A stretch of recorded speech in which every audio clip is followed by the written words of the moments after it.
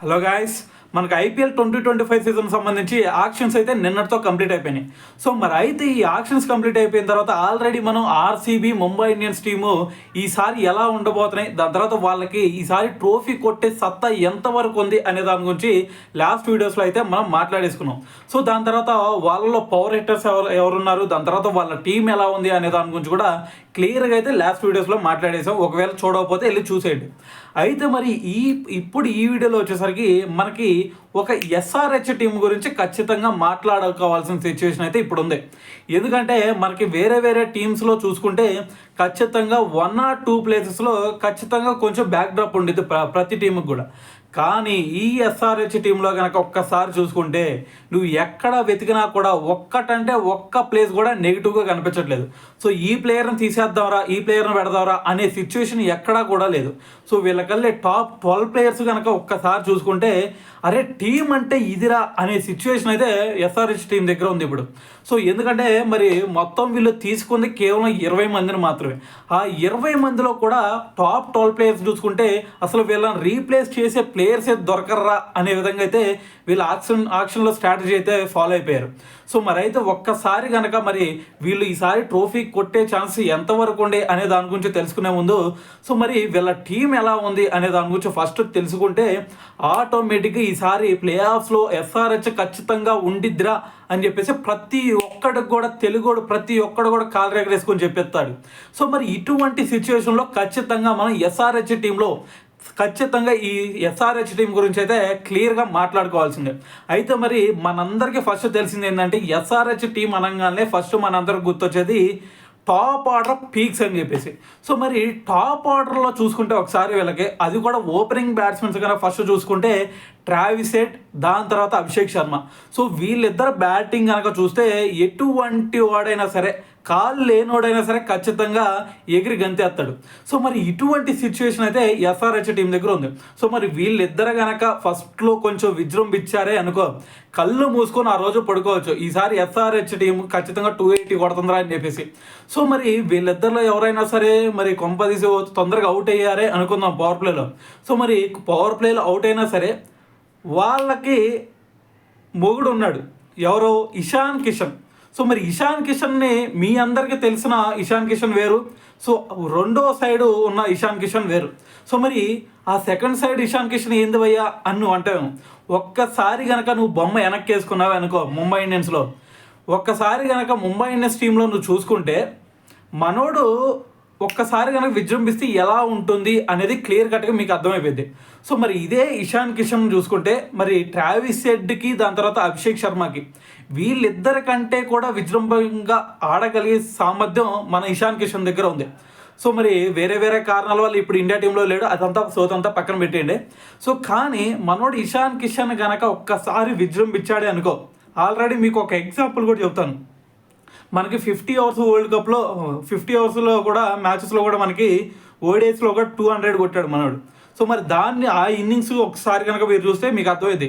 So అదంతా మేము చూడలేం భయ్యా, మాకు ముంబై ఇండియన్స్లో ఐపీఎల్ ఎట్టా ఆడాడు అది చూస్తే చాలు మాకు అంటే ఒక్కసారి మనోడు ఇంటెంట్ చూడండి, అసలు ఎలా ఆడుతున్నాడు అనే ఒక్క ఇంటెంట్ కనుక మీరు చూస్తే మనోడు కనుక అవుట్ అవ్వకపోతే ఖచ్చితంగా 280 కాదు 300 వరకు కూడా స్కోర్ని తీసుకెళ్తాడు అని చెప్పేసి క్రికెట్ తెలియనోడు కూడా ఖచ్చితంగా చెప్తాడు. సో అటువంటి రీతిలో ఉండిద్ది మన ఇషాన్ కిషన్ బ్యాటింగ్. సో అయితే మరి ముగ్గురు కూడా టాప్ ఆర్డర్లో ముగ్గురు కూడా ఎక్స్ట్రాడినరీ బ్యాట్స్మెన్స్. సో మరి మిగతా ఏ టీంలో చూసుకున్నా ఇటువంటి స్ట్రాంగ్ బ్యాటింగ్ లైనప్ అయితే టాప్ ఆర్డర్లో ఉండదని అయితే నేను చెప్తాను. సో మరి దాని తర్వాత చూసుకుంటే మరి ముగ్గురు ఓకే భయ్యా, మరి 4వ ప్లేయర్ ఎవరు? సో మరి 4వ ప్లేయర్లో చూసుకుంటే మనకి ఆల్రెడీ ఇక్కడ 4వ ప్లేయర్ వచ్చేసరికి మనకి ఎలాగైనా సరే ఒక పవర్ ప్లే అయితే దాటిపోయింది. పవర్ ప్లే దాటిపోయిన తర్వాత మనకి ఎవరు వస్తారు, స్పిన్నర్స్ అటాకింగ్లోకి వస్తారు. మరి స్పిన్నర్స్ వచ్చిన తర్వాత మనం కూడా స్పిన్నర్స్ని అగ్రెసివ్గా ఆడే బ్యాట్స్మెన్స్ని తీసుకురావాలి. సో మరి ఎస్ఆర్హెచ్లో ఎవరైనా ఉన్నారా భయ్యా అంటే మన తెలుగుడైన నితీష్ కుమార్ రెడ్డి ఉన్నాడు. సో మనోడి గురించి చెప్పాల్సిన అవసరం లేదు. స్పిన్నర్లో కనుక మరి గ్రౌండ్లోకి ఎంట్రీ ఇచ్చారంటే ఆటోమేటిక్గా తుక్కురాక్ కొట్టి బయట 6లు కొట్టేస్తాడు. సో మరి మనోడి గురించి చెప్పాల్సిన అవసరం లేదు. నితీష్ కుమార్ రెడ్డి అంటే స్పిన్నర్స్ని అటాక్ చేసేస్తాడని చెప్పేసి. సో మరి ఒకవేళ మరి దాని తర్వాత 3వ వికెట్ కూడా పోయింది భయ్యా, మరి అప్పుడు ఎవరు వస్తారు భయ్యా అంటే ఇంక చెప్పాల్సిన అవసరం లేదు, పులి బయటకు వచ్చేసింది. సో మరి బోన్లో ఉన్న పులి మరి క్లాస్ 1 రూపంలో బయటకు వచ్చింది అనుకో, దాని తర్వాత మీ అందరూ తెలిసిందే కదా. స్పిన్నర్స్ వచ్చాడా లేదంటే ఫాస్ట్ బౌలర్ వచ్చాడా ఎవడొచ్చాడా అనేది నాకు అనవసరం భయ్యా, నేనైతే సిక్స్లో ఒకే కూడా 6 బౌండరీలోనే నేను కొట్టేస్తాను బాల్ అని వేస్తాడు. సో మరి ఇటువంటి సిచ్యువేషన్ వీళ్ళకల్లే టాప్ 5 ప్లేసెస్ చూసుకున్నా కానీ వీళ్ళ కలిటే ఎక్స్ట్రాడినరీ టాప్ 5 బ్యాట్స్మెన్స్ కూడా ఉన్నారు. సో మరి దాని తర్వాత మరి 5 ఓకే భయ్య, మరి 5 అంటే మరి వీళ్ళందరూ మనకు తెలిసిన వాళ్ళే కదా, మరి దాని తర్వాత వీళ్ళు 5 పోతే మరి ఇంకెవరు ఉన్నారు భయ్య అంటే అదే చెప్తాను విను. సో మరి దాని తర్వాత చూసుకుంటే నెంబర్ 6th పొజిషన్లో అభినవ్ మనోహర్ ఉన్నాడు.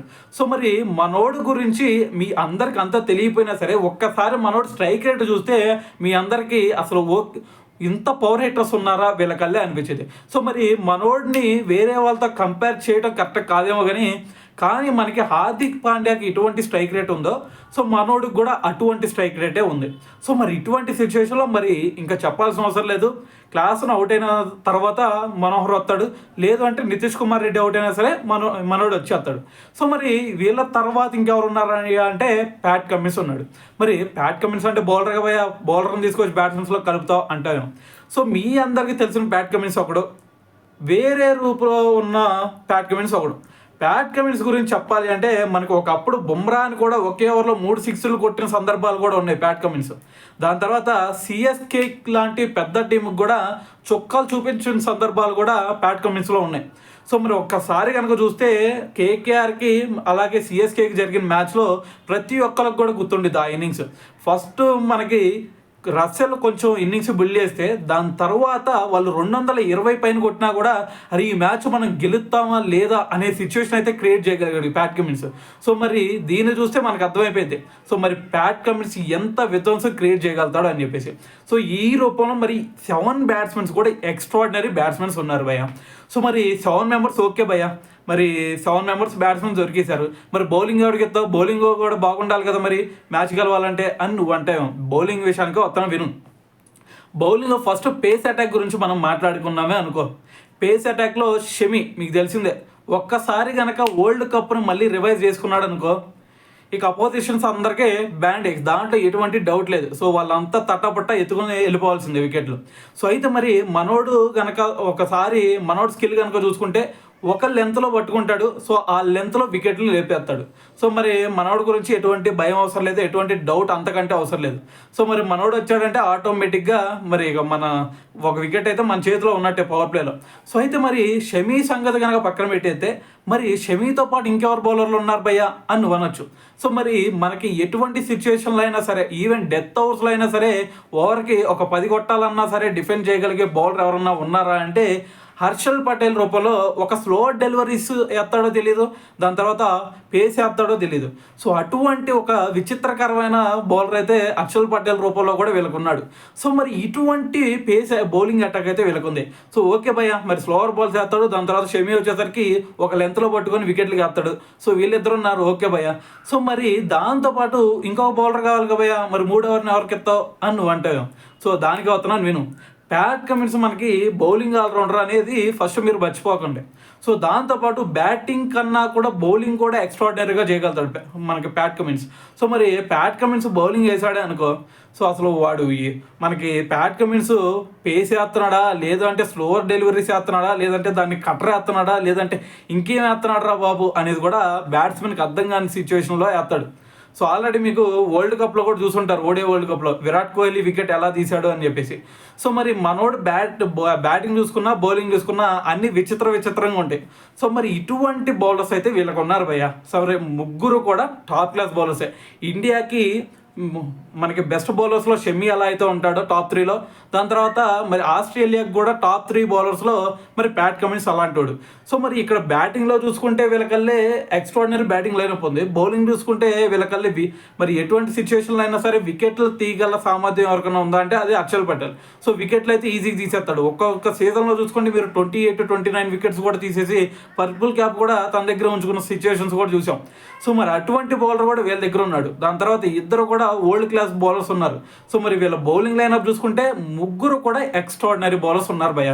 సో మరి ముగ్గురు బౌలర్స్ ఓకే, బ్యాటింగ్ లైనప్ బాగుంది అంటున్నావు, మరి స్పిన్ ఆడేస్తాడు నువ్వు వచ్చేస్తావా అని నువ్వు అంటావు, అది కూడా చెప్తాను విను. స్పిన్ అటాక్లో చూసుకున్నావు అనుకో వీళ్ళు ఆస్ట్రేలియా నుంచే ఇంకొక టాప్ క్లాస్ స్పిన్నర్లు తెచ్చుకున్నారు, గుర్తుందా? సో ఆడమ్ జాంపా మనోడు గనక కొంచెం విజృంభించాడే అనుకో, సో మరి అవసరం లేదు, షమి అవసరం లేదు, ప్యాట్ కమిన్స్ అవసరం లేదు, అక్షల్ పటేల్ కూడా అవసరం లేదు. సో పవర్ ప్లే అయిపోగానే వికెట్లు తీసేసి జేబులో వేసేసుకుంటాడు. సో మరి ఇటువంటి యాడమ్ జాంపన్ కూడా వీళ్ళ దగ్గర అయితే వీళ్ళు పెట్టుకున్నారు. సో మరి దాని తర్వాత నెంబర్ 11th పొజిషన్ ఉంది కదా, మరి ఆ ప్లేస్ ఎవరికి ఇస్తావు అంటే ఆ ప్లేస్ని ముంబై నుంచి తెచ్చుకున్న రాహుల్ చహార్కి ఇస్తాను నేను. సో మరి చాహర్ గురించి మనందరూ తెలిసిందే, ముంబైలో ఉన్నప్పుడు టాప్ క్లాస్ స్పిన్నర్లో సో మరి చాహర్ కూడా ఒకడు. సో అక్కడ మంచి పర్ఫార్మెన్స్ చేసిన తర్వాతే మరి దాని తర్వాత ఏం జరిగింది అనేది మనం అందరం చూసాం. సో మరి ఇటువంటి సిచ్యువేషన్లో మరి వీళ్ళకల్లే చూసుకుంటే ఇద్దరు కూడా టాప్ క్లాస్ స్పిన్నర్సే, Adam Zampa, Rahul Chahar.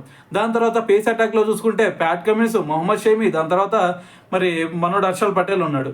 So మరి ఇదంతా ఓకే భయ్యా. మరి బ్యాటింగ్లో చూసుకుంటే మరి ముగ్గురు కూడా టాప్ ఆర్డర్లో చూసుకుంటే ముగ్గురు కూడా పవర్ హిట్టర్లే.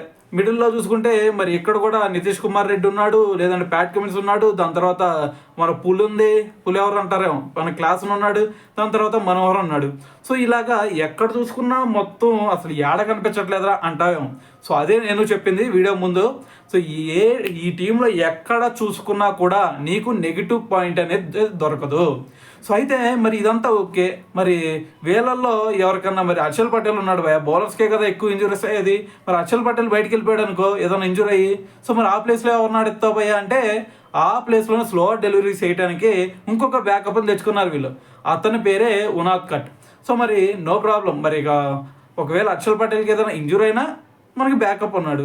సో మరి ఇక్కడ మీరు ఇంకోటి అడగచ్చు, సో మరి స్పిన్నర్లో యాడమ్ జాంపా ఉన్నాడు, మరి యాడమ్ జాంపాకి ఏదైనా అయితే అదే చెప్తాను నేను, మెండీస్ ఉన్నాడు.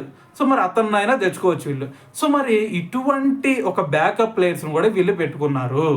సో మరి వీళ్ళు తీసుకుంది 20 మందినైనా 20 మందిని కూడా ఎక్స్ట్రాడనరీ ప్లేయర్స్ని, దాని తర్వాత బ్యాకప్ ప్లేయర్స్ని కూడా వీళ్ళైతే పెట్టుకోవడం జరిగింది.